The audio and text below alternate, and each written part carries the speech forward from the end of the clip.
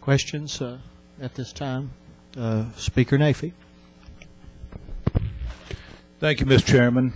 And thank you, gentlemen, for being here today with us. And I have sat here and debated with myself whether or not I wanted to say anything. But I just can't sit here and not say anything.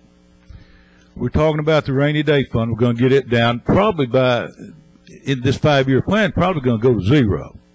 I know you're saying $325 million. Yes, I understand that. But, you know, the way things are and the trend that we're going on, who knows where it's going to be. We're talking about cutting all the departments, children's services included. We're talking about K-12 education, higher education. All of us members daily receive calls about TennCare. They are heartbreaking. Some of the calls that we get of people that can't get TennCare for whatever that reason is. And that's not your fault, Commissioner. It's no one's fault here, because we would all like to serve all of those people that we could. So the blame is on us as well as anyone else, because we haven't done anything to place us in a better position. We're going to cut the number of state employees, and the ones that we don't cut, and teachers, their salaries are going to remain flat. While their salaries remain flat, their insurance is going up, the cost of living is going up, and therefore their income is less today than it was a year ago, and a year ago it's less than it was a year before that. Again, no one's fault except us, we, legislators. And I look back over the years, and a little history lesson. We started, I don't even know if I think it might have been Governor Clement that started the sales tax so kids could get free textbooks. I'm not sure, but it may have been. But Governor Dunn added an additional 1/2 cent. Governor Blanton came along. We put in a full cent then, but we didn't even make it permanent. We had to vote on it every year. Lois and I were voting on it every year it came up. For some reason, we didn't make it permanent until later on. Then Governor Alexander came with a 1-cent sales tax. We passed that. Governor McWhorter, being as conservative as he was, only would put a 1/2 cent before us. And that was because the Attorney General said we had to pass some revenue enhancement because of the small school lawsuit that we were in. It barely covered the basic education program that we passed to go with it. 30 Democrats, 20 Republicans voted for that 1/2 cent sales tax.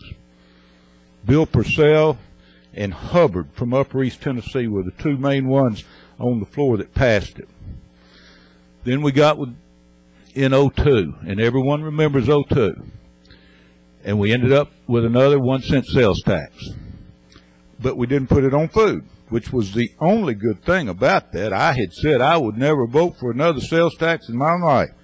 And I'm sitting up there, and I'm looking at the board, and I'm looking at the members, and there's 49 votes.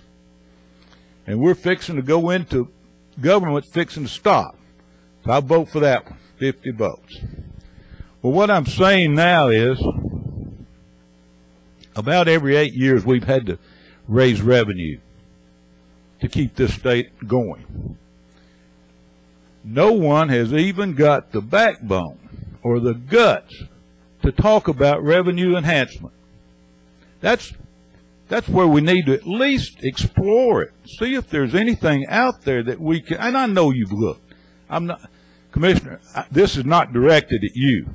It's directed at us more than you gentlemen sitting down there. But maybe we need the Attorney General to come in here and tell us we have to do something. That appears to be the only way that this legislature is going to do anything. Like I said, I debated within myself whether or not I should say anything or not, but I just could not sit here any longer. I'm about to the point I was in 02 when I blew up in this very room on a Sunday afternoon. Thank you, Mr. Chairman.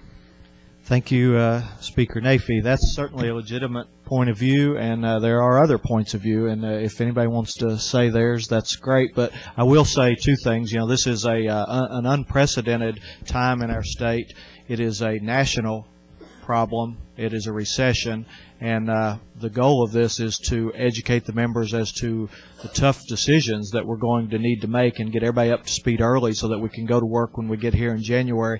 And the purpose of this meeting is not to foreshadow some, secretive tax policy or anything like that. In fact, I don't expect anything like that to be brought up in the coming session by this committee, although some members may advocate things like that. But it is a legitimate point of view, and if anybody else has an alternate point of view, we'd be happy to hear that. I need to rebut what you just said. I think that talking about revenue enhancement is just as important as talking about where we are. Where we are is where we are. And yes, this is unprecedented, but we were sure in a mess in 2002 also. We've been in a mess before, and as I said, the revenue is a legitimate point of view, a legitimate policy route that you could choose to take, although the purpose of this meeting is not to pave the way for such action. The purpose of this meeting is not to tell any one legislator what to do, but to educate the members so that they understand the situation that we're in today.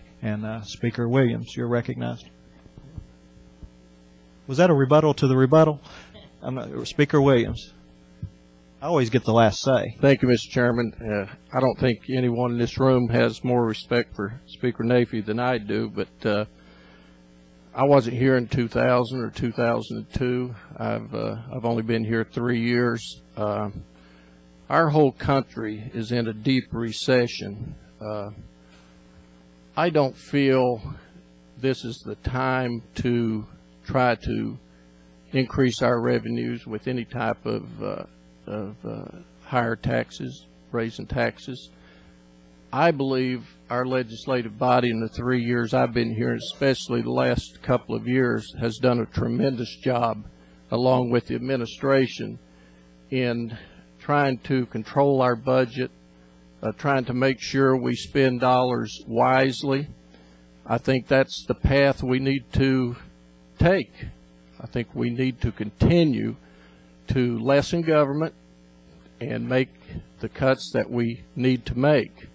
I was all for using the stimulus dollars, and I still am. Let's ease the hurt as much as we possibly can, and let's make every attempt that we can to make sure that our employees are taken care of here in the state of Tennessee. And I know that's like talking out of both sides of your mouth, and that's why we're having these meetings. That's why we've got the chairs of these committees more involved, and I appreciate the time that the members are taking doing this part-time job of taking on additional responsibility. And I appreciate Speaker Naifeh and all his help that he's been in these meetings, and I know he'll continue to help. But we all have different opinions, and I just wanted to express my opinion and thank you all for listening. Speaker Pro Tem DeBerry, you're recognized. I just want to go on record as supporting Speaker Naifeh, because I think that as long as he and I have been here, we're going to have to look at revenue enhancements, and I just think that it would be irresponsible on our part if we didn't. We may not do it, but I think we got to talk about it.